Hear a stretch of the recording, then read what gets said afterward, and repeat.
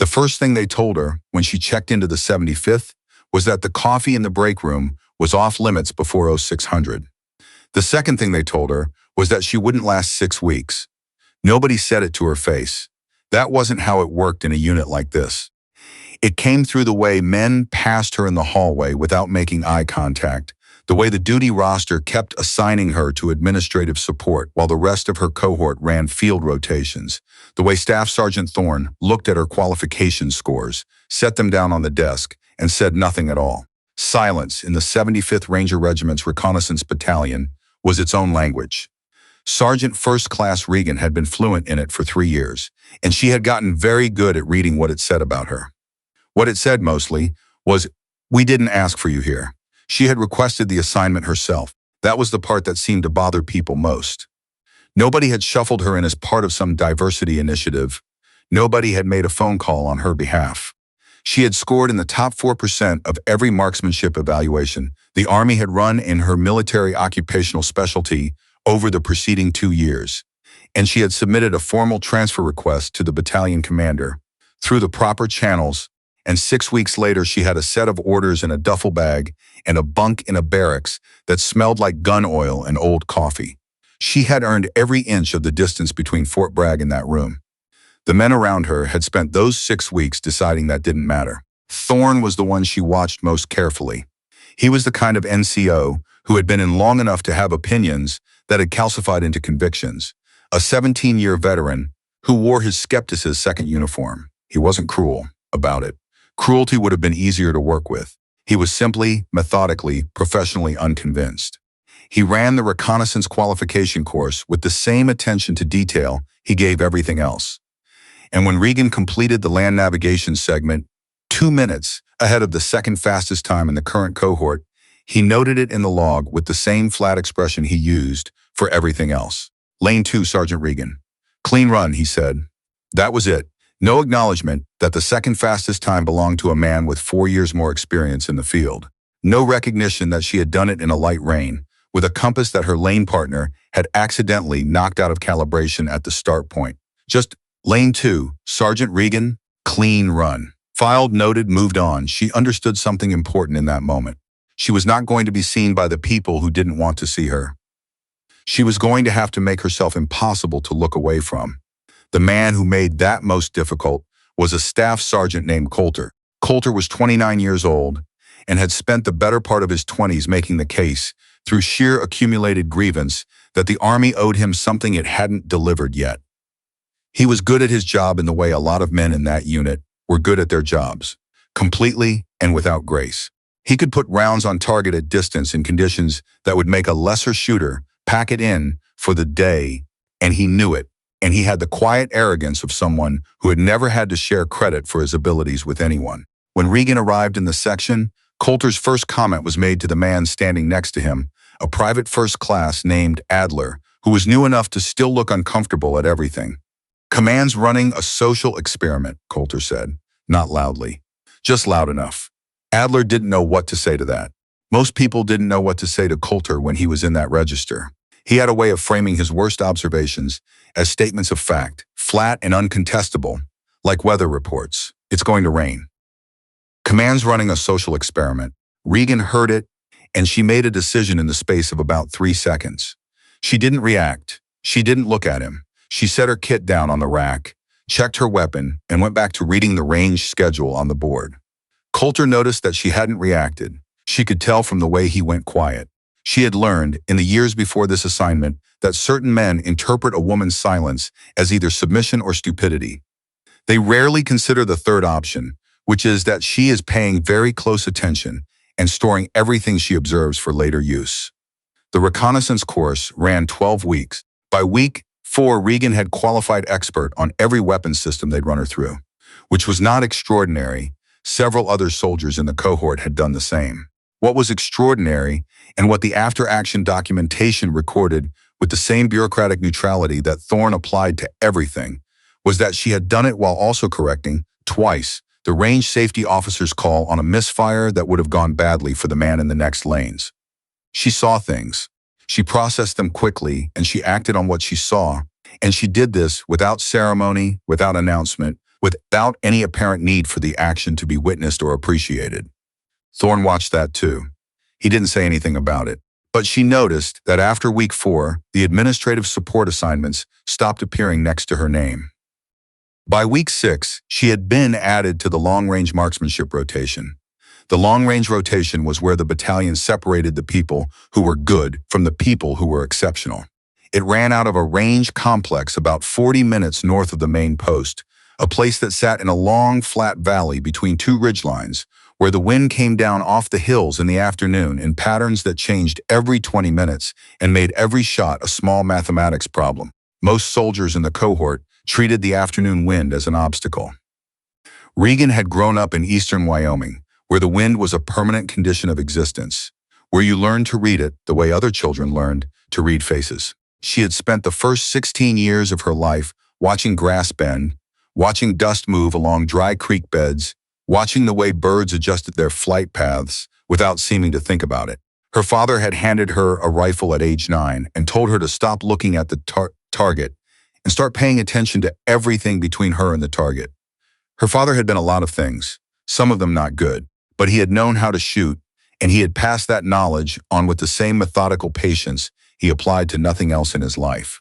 At the long-range range, they ran an evaluation on the last day of week 6. 12 stations, various distances, time limits that were tight enough to create pressure without being impossible. Regan shot clean through the first 9 stations and had a single miss on Station 10 that she attributed correctly to a wind shift that the range officer's equipment hadn't caught in real time. She noted the shift, adjusted, and put the remaining rounds on target. Her composite score was the second highest in the group. Coulter had the highest. He didn't say anything about it. He didn't need to. The way he picked up his score sheet and looked at hers for exactly 2 seconds before, looking away, said everything that needed to be said. She was supposed to be worse than him. The fact that she wasn't seemed to genuinely inconvenience him. The way a piece of furniture moved an inch out of place inconveniences someone with an obsessive relationship to order. That evening, she heard him in the common area talking to a specialist named Kern about technique deviations. Some scores don't reflect real performance, Coulter said. Documentation's only as good as the observer. Kern said yeah to everything, Coulter said. Regan had noticed this. She filed it. The battalion's senior marksmanship instructor was a warrant officer named Chief Hadley. He had 22 years in and had spent most of them doing things the Army classified at levels that showed up as blank lines on his official record. He was 51 years old and moved like a man of 35 who had simply decided aging wasn't worth his time. He ran the long-range program with a precision that bordered on the academic, and he had approximately 0 patience for politics of any kind, unit, personal, or otherwise. He called Regan into his office at the end of week 7. It was a small office. It smelled like solvent and old paper. There was a photograph on the wall of a mountain range she didn't immediately recognize, and a range card framed behind glass next to it, which she found quietly remarkable, because range cards were not typically the kind of thing people framed. It suggested Hadley had made a shot that he thought was worth remembering. "Sit down," he said. She sat. He looked at her scores for a moment, then set the paper down. "Your week 6 evaluation," he said. The observer noted technique deviations on stations 3 and 7. She had not been told this. The score sheet she'd received had no such notation. "What technique deviations?" she said. Not a question, a request for specificity. Hadley's expression didn't change. Inconsistent cheek weld on Station 3, trigger reset on 7. Were those deviations documented in real time or after the composite score was calculated? A pause. Brief, but present. "After," he said. "I'd like to review the observer's notes and the video from both stations." He looked at her for a long moment, not the way Thorne looked at her, not with Coulter's flat, unconvinced regard. He looked at her the way someone looks at a calculation they want to verify before they commit to it. "That's your right," he said. "I'll pull them." She stood to leave. "Regan." She stopped. The deviation note came from a verbal report. There's no written documentation from the observation period. He said it the way people say things they've been thinking about for a while, carefully, with the weight of someone who has chosen to put something on the table that he didn't have to put there. She understood what he was telling her. She also understood that he wasn't going to say it any more plainly than that. "Thank you, Chief," she said. She did not go to the battalion commander. She did not file a complaint. She did not pull Coulter aside and confront him or ask Adler what he'd heard, or do any of the things that certain kinds of anger make people want to do. She went back to the range. This is the part that people who weren't there don't understand about Regan. Her discipline was not the absence of anger. It was the channeling of it into something her opponents couldn't get purchase on. She was angry the way a river is angry, constantly without drama, moving in one direction. She went back to the range and she shot. She shot in the morning before the light was good, when the distance markers were shadows and the wind was still deciding what it wanted to do. She shot in the afternoon when the valley wind came off the ridge in that unpredictable roll that caught people mid-breath.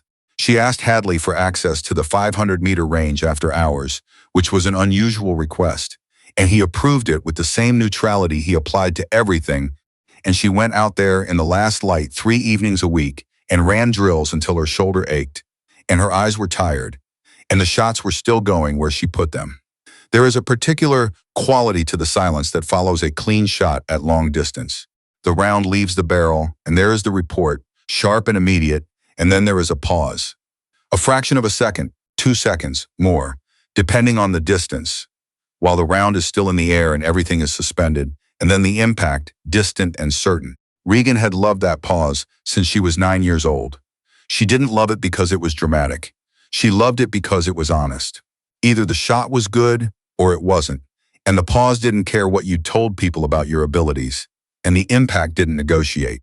By the end of week 9, Hadley had added her to the Advanced Long-Range Program. This was not a small thing. The advanced program was typically reserved for soldiers in their 2nd or 3rd year with the battalion. It ran out to distances that the standard qualification course didn't cover. With additional complexity built in, moving targets, low light, simulated environmental stress. It was the part of the battalion's training architecture that produced the people who showed up in those blank lines on Hadley's record. Coulter found out about it through the roster. She could tell from the way he was standing in the hallway when she came back from the range the following morning. He had a particular way of positioning himself when he was working through something that displeased him, shoulders slightly forward, weight on his back foot, as though he was bracing against something. "Advanced program," he said, as she passed him. "Good morning, Coulter." "That's by invitation only." She stopped, turned to look at him. This was the first time she had given him a direct response to anything, and she could see it register on him. The slight adjustment, the recalibration. "It is," she said. "How long have you been here?" 8 weeks and 4 days. He looked at her for a moment. People who get moved up that fast usually get burned out by week 12. "I appreciate the concern," she said, and continued down the hallway. She heard him say something to Kern behind her, but she wasn't listening anymore. She had already moved on to thinking about the wind pattern from that morning and what it was likely to do at 1400. The advanced program ran a terminal evaluation at the end of the qualification cycle. It was the thing everyone in the cohort was aware of, even the ones who weren't in the advanced track, because the results of the terminal evaluation went directly to the battalion commander and had a documented effect on subsequent assignments.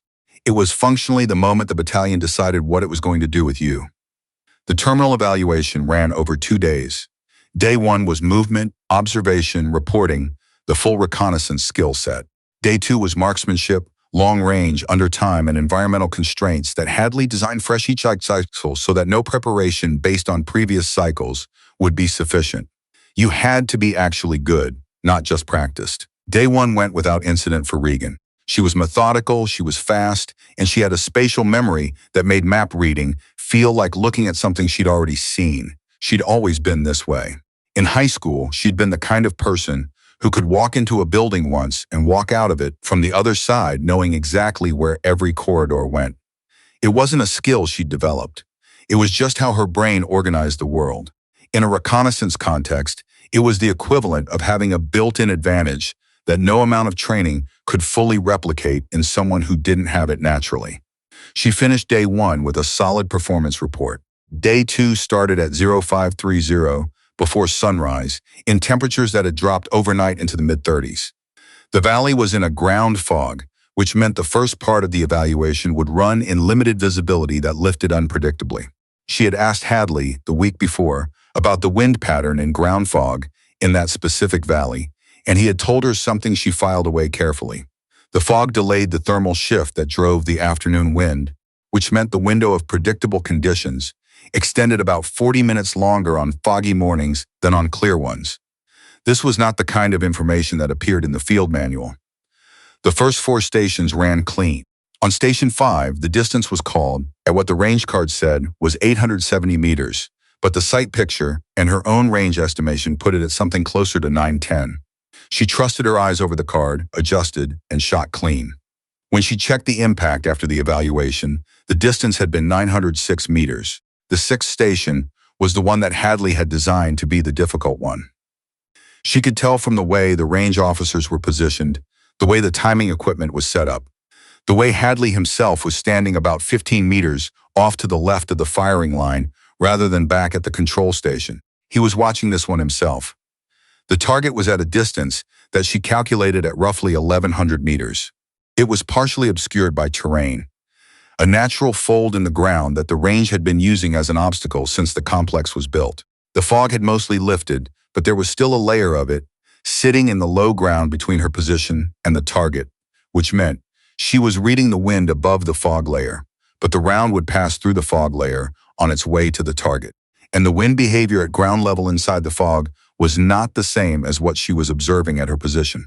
She spent 45 seconds studying the grass at the edges of the fog bank, the way it moved, the lag between gusts at her position and the movement at the fog's edge. She made 2 calculations, settled into her position, exhaled, and shot. The impact was immediate, not the pause she was used to at shorter distances. The distance created a longer suspension, and then the sound came back, and then the range officer's flag went up. Hadley looked at the target through his spotting scope for a moment. Then he looked at her. He didn't say anything. He didn't need to. She recognized the expression, not from anyone in this unit, but from her father, the one time she had made a shot at a distance he had told her she couldn't make. It was the look of someone revising a number upward. The terminal evaluation results went to the battalion commander 3 days later. She was at the range when Thorne came to find her. "Commander wants to see you," he said. She cleared her weapon, put it in the case, and followed him. Lieutenant Colonel Harwick was 62 years old and had the kind of physical presence that came from decades of deciding that whatever situation he was in, he was the one who set the tone for it. He ran the battalion with a minimum of waste and a maximum of intention, and he was not, as far as Regan had been able to determine, the kind of man who made decisions based on factors he hadn't personally examined. She knocked twice and entered. He was standing at the window rather than sitting at the desk. She registered this. People stand at windows when they've been thinking about something. "Sergeant Regan," he said. "Chief Hadley's evaluation summary."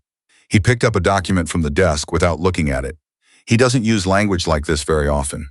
I've been in this battalion 8 years, and I can count the number of times he's used the word exceptional in a formal document on one hand. She didn't say anything. "You know what he wrote about Station 6? I wasn't shown the documentation, sir." Harwick looked at her for a moment. Regan identified a microclimatic wind differential between observation point and target zone and adjusted without being prompted, without consultation, and without an observable delay in her decision cycle. The round impacted within 4 inches of center at 1,130 meters. In fog, he underlined the last 2 words. Harwick set the paper down. "He underlines things maybe twice a year." She was quiet. "I'm also aware," Harwick said, "of a verbal technique deviation report submitted after scoring on your Week 6 evaluation that doesn't have written corroboration from the observation period." The room was very still. "I'm not going to tell you I'm sorry that happened," he said. "That's not what you need from me. What I can tell you is that the documentation issue has been addressed, and the individual involved has been counseled, and the score stands as originally calculated." "I understand, sir." He looked at her directly. "You didn't come to me when it happened?" "No, sir." "Why not?" She considered the question. There was a version of the answer that was tactical, that coming forward early would have been read as an inability to manage the environment, would have undercut everything she was trying to demonstrate. That was the true version, but it wasn't the whole version. "Because I needed to know I could make it without anyone intervening," she said. "If I'd come to you, I would never have been completely sure." Harwick was quiet for a moment. "I'm assigning you to the Specialist Reconnaissance Cadre," he said. "You'll report to Chief Hadley on Monday." The work is not going to be easy. I know, sir. The people you'll be working alongside are not all going to be glad you're there. I know that too, sir. He looked at her for a long moment. Outside the window, the afternoon was going toward evening, the light changing on the distant tree line, the sky doing what skies do in the fall, in this part of North Carolina, going from blue to something else, something that had depth to it and age. One more thing, Harwick said. He said it more quietly, in a different register than everything else he'd said. Coulter put that deviation report in because he was threatened. That's not an excuse, but you should know that the thing you did out on that range, what Hadley documented, is the kind of thing that doesn't happen very often. It threatens people who have built their sense of themselves on being the best at this. She thought about that for a moment. With respect, sir, she said, that's his problem to solve, not mine. Something moved in Harwick's expression. Not quite a smile. Harwick didn't seem to be a man who deployed expressions quickly, but something in the direction of one. Yes, he said. That's correct. She walked back across the post in the early evening, past the ranges, past the motor pool, past the building where the advanced program held its classroom sessions. The lights were on in the windows. Someone was running through a briefing inside. She could see the movement through the glass. The work ahead of her was significant. The Specialist Reconnaissance Cadre was not a place where past performance earned credit toward future expectations. You were only ever as good as what you'd done most recently, and the standard moved every time someone raised it. She knew this going in. She had known it before she arrived at this battalion, before she packed the duffel bag, before she put in the transfer request. Her father had told her once, the year before she enlisted, standing in the dark outside their house in Wyoming, with the wind coming off the mountains the way it always did in October, cold and certain and indifferent to the preferences of the people in its path. He had told her that the only way to survive in environments that were designed for other people was to become so competent that the environment had no choice but to make room. She had thought about that a lot over the years. She'd turned it over and looked at it from different angles. There were ways it was wrong, she knew, ways it placed the burden in the wrong place, asked the wrong person to carry the weight of a structural problem. But she also knew that the shot at Station 6 was real. The fog had been real. The 1,130 meters had been real. The round had impacted within 4 inches of center, and no one could take that back. And Hadley had underlined the last 2 words of his report. And whatever Coulter thought about the social experiments the Army was or wasn't running, he had watched her score sheet for exactly 2 seconds before looking away. She stopped walking for a moment.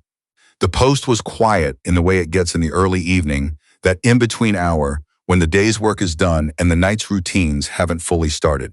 Somewhere across the compound, someone was running. She could hear footsteps on the track, a steady metronome of effort and intention. She thought about calling her father. She thought about it for a few seconds and decided against it. He would want to know the details, and she wasn't ready to talk about the details yet. There would be time for that. She started walking again. The lights in the cadre building were still on when she passed it, and through the glass she could see Chief Hadley at the front of the room, one hand on the board, saying something she couldn't hear. He was explaining something she could tell from the posture, the deliberate pace of his movement.